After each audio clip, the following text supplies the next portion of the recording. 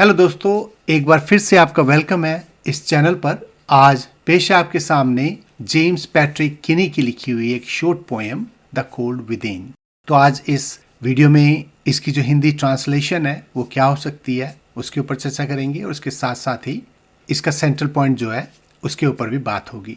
ये कविता एक स्टोरी की तरह है और इसका सेंट्रल पॉइंट जो है वो है कि जब हम नफरत से, भेदभाव से किसी को ट्रीट करते हैं तो उस आदमी को तो नुकसान होता ही है क्योंकि हम गलत तरीके से उसे ट्रीट कर रहे हैं, लेकिन उसके साथ साथ हमारा खुद का भी बराबर का नुकसान होता है। और इसलिए ये जो भेदभाव है, ये जो नफरत का भाव है, ये एक गुनाह है जिसे हमें नहीं करना चाहिए। तो ये जो है सेंट्रल पॉइंट है इस कविता का। तो पहली लाइनों में कवि कहते हैं, 6 humans trapped by happenstance in bleak and bitter cold, each one possessed a stick of wood, or so the story is told। 6 लोग होते हैं by happenstance, संयोगवश ये एक जगह पे आके मिलते हैं जो जगह बहुत ही ब्लीक और बिटर कोल्ड से भरी होती है, बहुत कड़ी सर्दी होती है वहां पे, और इनमें से हर किसी के पास लकड़ी का एक टुकड़ा होता है, या कह लें कि इस तरह की बात इस स्टोरी में बताई गई है। Their dying fire in need of logs, the first man held his back. 4 of the faces round the fire he noticed one was black। और इनके बीच में जो एक आग जल रही होती है जिससे इन्होंने अपने को थोड़ा बहुत ही सही गर्म रखा होता है, वो बुझने वाली होती है और उसमें लकड़ी डालने की जरूरत होती है। और जैसा कि आप जानते हैं हर किसी के पास लकड़ी का एक टुकड़ा है, लेकिन इस ग्रुप का जो पहला आदमी है वो क्या करता है, अपनी लकड़ी उसमें नहीं डालता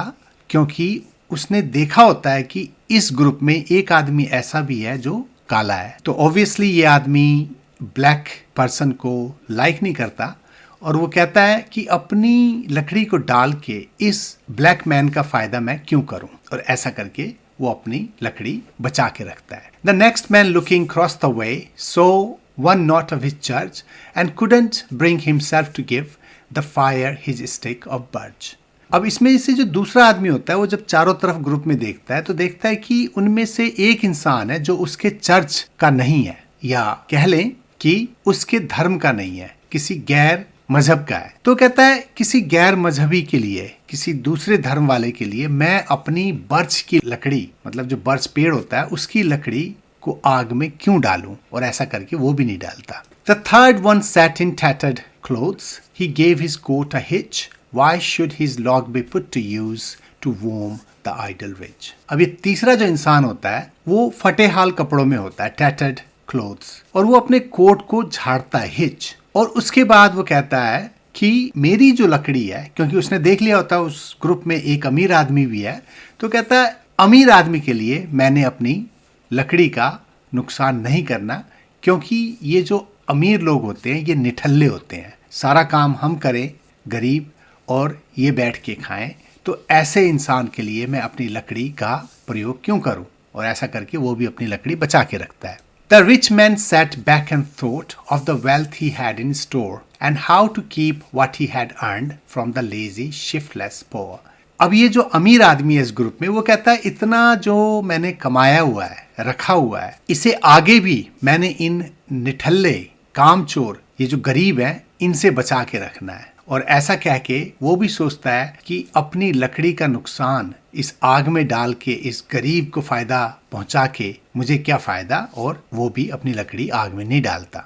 The black man's face bespoke revenge as the fire passed from his sight, for all he saw in his stick of wood was a chance to spite the white। अब ये जो काला आदमी जिसके लिए पहले आदमी ने नफरत दिखाई थी, अब वो खुद नफरत से भरा पड़ा है। इस ब्लैक पर्सन के चेहरे पे भी आप उस आग में देख सकते हो कि bespoke रिवेंज, बदला लेने की जो भावना है उसके अंदर भरी पड़ी है, और उसे लगता है कि यही एक मौका है कि ये जो गोरे हैं इनसे मैं अपना बदला ले सकता हूं, और ये कह के वो जो अपनी लकड़ी का टुकड़ा होता है उसे वो नहीं डालता उस आग में, क्योंकि ऐसा करने से उस वाइट आदमी को भी गर्मी मिलेगी, उसे भी फायदा होगा, तो वो भी अपनी लकड़ी बचा के रखता है। The last man of his forlorn group did not except for gain, giving only to those who gave was how he played the game.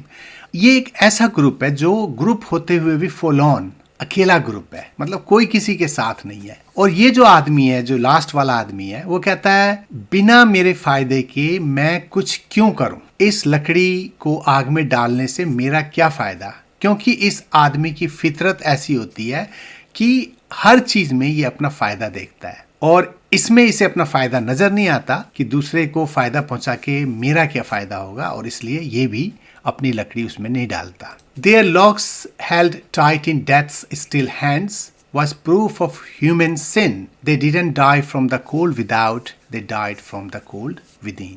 Their locks, इनकी जो लकड़ियां थीं, जब ये सारे इनकी मौत हो जाती है तो ऐसा लगता है कि इनकी जो लकड़ियां थीं, मौत ने खुद अपने ठंडे हाथों से, स्टिल हैंड से इसे जकड़ रखा था, इन्हें कुछ करने नहीं दिया उस लकड़ी के साथ। और इससे पता चलता है कि ये एक कितनी बड़ी भूल थी। और इसे देख के ऐसा भी लगता है कि ये जो लोग थे ये तबाह इसलिए नहीं हुए क्योंकि बाहर सर्दी थी, ये इसलिए इनकी मौत हुई क्योंकि इनके खुद के अंदर सर्दी भरी पड़ी थी। मतलब जो नरमी की चीज है, जो एक दूसरे को हेल्प करने की चीज है, जो एक मानवता वाली चीज है, जो आपको गर्म रखती है अंदर से, वो चीज इनमें नहीं थी, बल्कि इनके अंदर नफरत की कोल्ड भरी हुई थी जिससे इनकी मौत हुई। तो दोस्तों, ये था इस कविता की ट्रांसलेशन और एनालिसिस। होपफुली आपको पसंद आया हो तो बताइएगा कैसा लगा। आज के लिए इतना ही, फिर आपसे मिलते हैं जल्दी। Good bye.